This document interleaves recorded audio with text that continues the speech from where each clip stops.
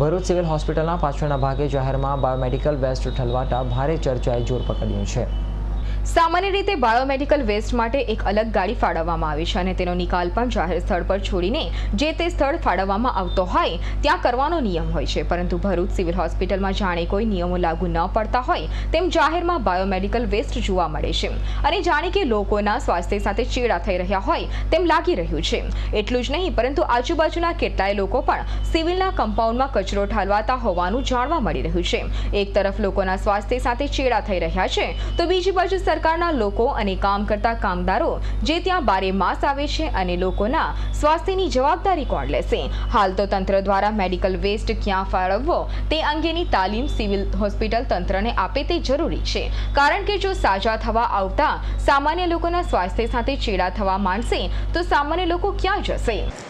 સિવિલના કેમ્પસમાં જે પણ એઠવાડ અને કચરો અનધિકૃત રીતે નાખવામાં આવશે તેના પર કાયદાકીય રીતે કાર્યવાહી કરવામાં આવશે, શિક્ષાત્મક પગલાં ભરવામાં આવશે।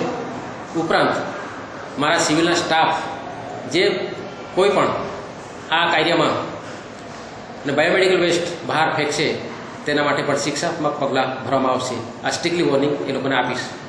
આવી સૈયદનો રિપોર્ટ S9 ન્યૂઝ ભરૂચ।